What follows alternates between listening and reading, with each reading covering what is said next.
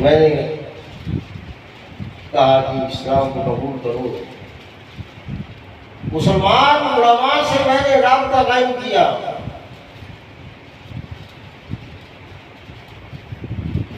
وہابیوں نے کہا تو وہابی ہو جا، دیوبندی علماء نے کہا کہ دیوبندی ہو جا، شیعہ علماء نے کہا کہ تو شیعہ ہو جا، سنی علماء نے کہا کہ تو سنی ہو جا۔ میں نے کہا کہ میں تو مسلمان ہونا چاہتا ہوں، کوئی مجھے کہتا ہے کہ وہابی بن جا، کوئی کہتا ہے کہ دیوبندی ہو جا، کوئی کہتا ہے کہ شیعہ ہو جا، کوئی کہتا ہے کہ سنی ہو جا۔ اپنی والدہ کے پاس گیا، میں نے کہا کہ یہ معاملہ ہے۔ اس کا بیٹا گھبرانے کی کوئی بات نہیں، آپ ان علماء سے، ان کے وہ علماء جن پر ان کے مسلک کا تخصص قائم ہے، تشخص قائم ہے، ایسے علماء کی کتابیں مجھ سے طلب کریں کہ میں مطالعہ کرنا چاہتا ہوں۔ وہابیوں کی جدید علماء کی کتابیں لی، دیوبندیوں کی جدید علماء کی کتابیں لی، شیعہ کے سنیوں کی علماء کی کتابیں لی۔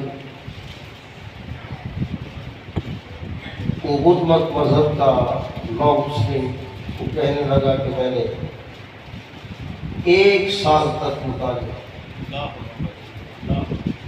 1 سال تک مطالعہ کرنے کے بعد والدہ سے میں نے کہا کہ میں نے کتابیں پڑھ لی ان کے ایسے علماء جن سے ان کے مسالک کا تشخص قائم تھا، ان علماء کی کتابوں کی اسٹڈی کرتی۔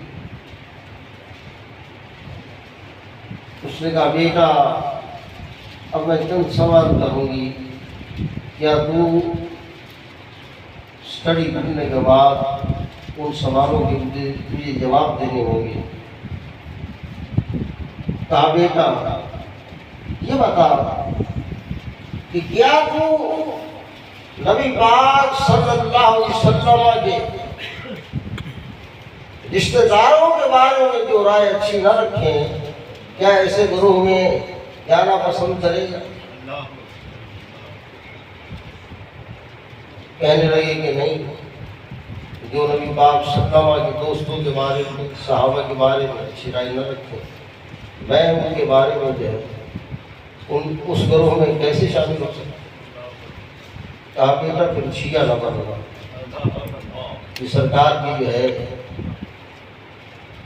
دوستوں کے بارے میں اچھی رائے نہیں رکھتے۔ اس نے کہا ہاں بالکل ٹھیک ہے، آپ فرما رہے ہیں، میں نے کتابیں پڑھی ہیں، اس کے اندر انہوں نے بتاعن کی۔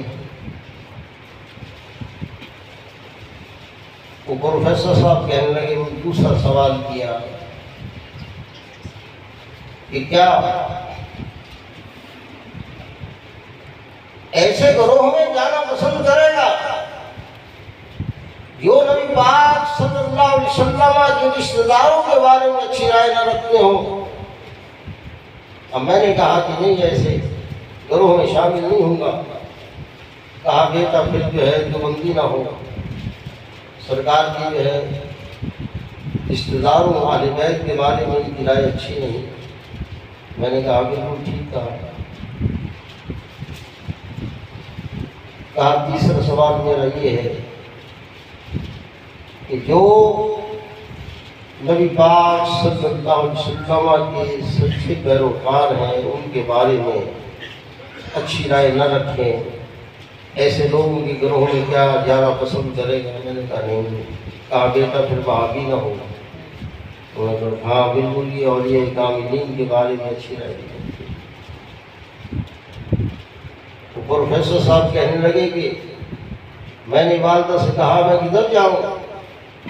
کہا بیٹا اس گروہ میں شامل ہو جو سرکار کے دوستوں کے بارے میں اچھی رائے رکھتے ہو، جو سرکار کے رشتہ داروں کے بارے میں اچھی رائے رکھتے ہو، جو سرکار کے جو ہے سچے پیروکاروں کے بارے میں اچھی رائے رکھتے ہو۔